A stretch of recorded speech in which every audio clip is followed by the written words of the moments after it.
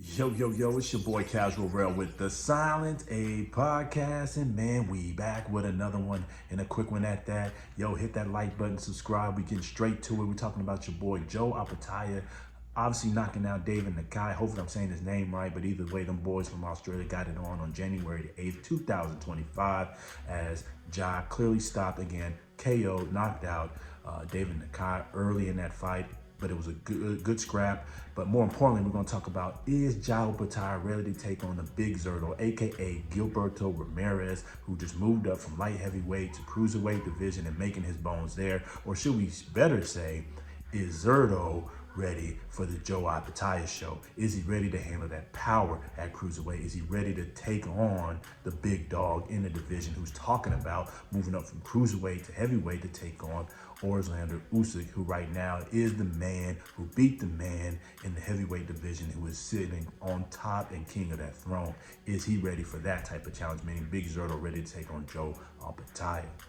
From our standpoint here on the Silent A podcast, man, we love the knockout. We love the fight that Joe Opetaia brought to David, and David himself. He stood 10 toes down, and yeah, he got knocked out, but he didn't back down. He went straight to that fight. He's stepping up for only his 11th fight. He had 10 fights prior, undefeated, 9 knockouts in those 10 victories.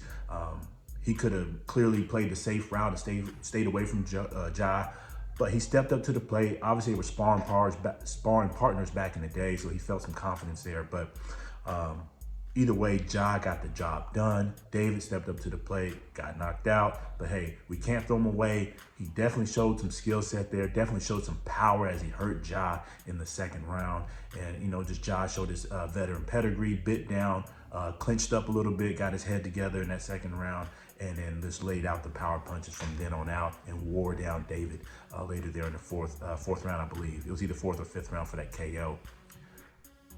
With that said, a lot of people are feeding in on, first of all, a lot of people thought David was actually going to upset Ja Opetaia. That was clearly proven wrong. Ja, outside of that, getting hurt in that second round. And again, this is boxing. You're going to get hit. These guys got power from cruiserweight up to heavyweight.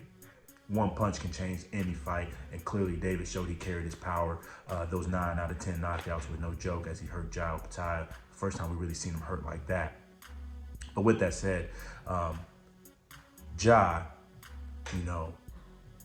he showed a little vulnerability in that fight. Again, this is boxing, you get hurt, so now people lean in, can he really take on Zurdo? But really, we challenge the question is Zurdo really ready for Ja Opetaia? Because he's the one that's moving up. He's the one that just got to the cruiserweight division and taking on the man who's been there. This guy, Ja's been there for a while. He's been, fighting who he can. Obviously, the cruiserweight division doesn't have a lot of depth in the division, so Ja's been fighting who he can, and he's been knocking these guys out, or at least outclassing them, unanimous decisions. But with that said,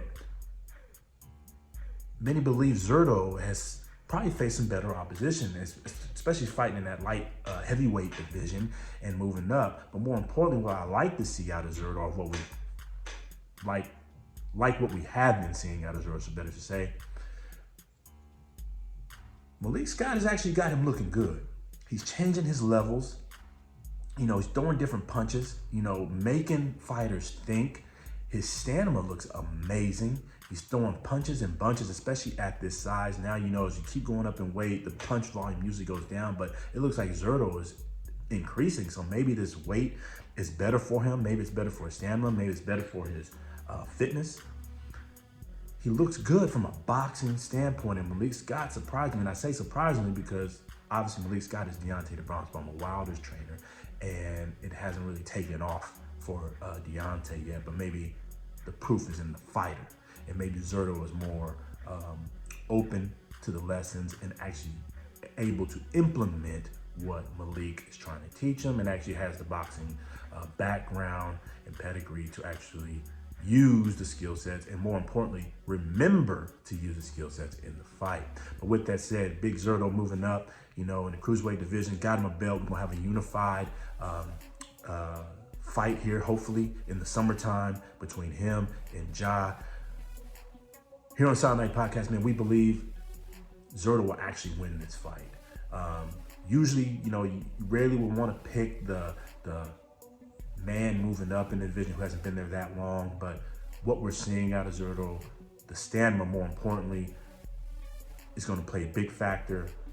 Changes the level in the way he's boxing, and he's a big boy anyways, and he can take those punches. Ja, although looked, gave us a hell of a fight and a good scrap. He's a hell of a fighter to watch. We love watching him. You can clearly see he started having stamina issues towards the KO. And maybe that's because he was just throwing a bunch of power shots, trying to get David out of there and not respecting David's power coming back, or more importantly, not respecting David's game plan that he was implementing throughout that fight. He knew that he would just wear David out.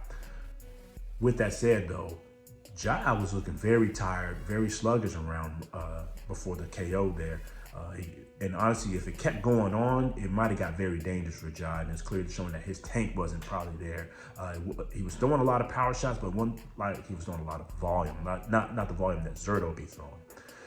We think here that volume that Zurdo will implement, then especially if they stick with the game plan that Malik Scott's got him on and changing those levels and boxing him, I think he will box to a unanimous decision against Opetaia and really wear him out. I believe he will lose probably the first early rounds, rounds 1 through 3, get comfortable, and then he'll start, picking them apart, wearing them out, and really just outbox Opetaia and not really try to go for the knockout. I don't believe that Zurdo can knock out Ja unless it's a very late knockout, rounds 10 or 11. But I do believe Zurdo will put some good hands, some good levels on him, and more importantly, I think the stamina that he showed in his last fight will be the factor in this one. I think he's got a decent chance. Zurdo's a big guy, big boy, even though he's moving up from light heavyweight to cruiserweight. I think he'll be durable enough to outlast Ja's shots, move around, more importantly, and not get hit with some of those big shots that David was getting hit with, and then just wear Ja out and actually outpoint him for a decision victory here this summer, if that's when they get it on. But shout out to them, shout out to Ja. He's an amazing fighter. We do love watching him fight. The same reason we like watching Wilder. Wilder used to like watching Wilder anyway. He used to go for that knockout.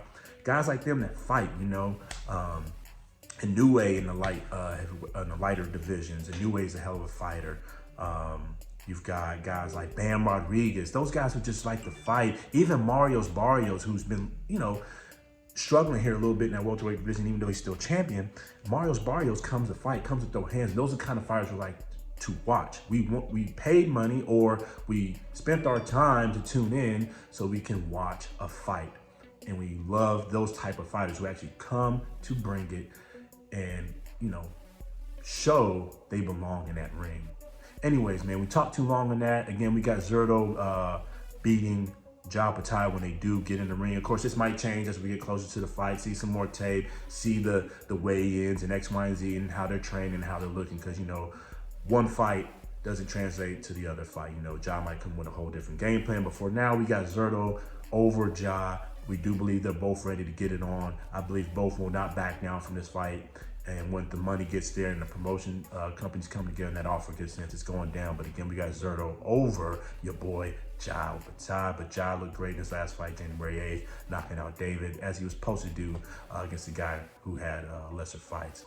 Anyway, it's your boy Casual Real, man. Hit that like button, subscribe. Please comment below if you disagree, agree. Let us know what you think. Again, it's your boy Silent A Podcast, man. Until next time, peace.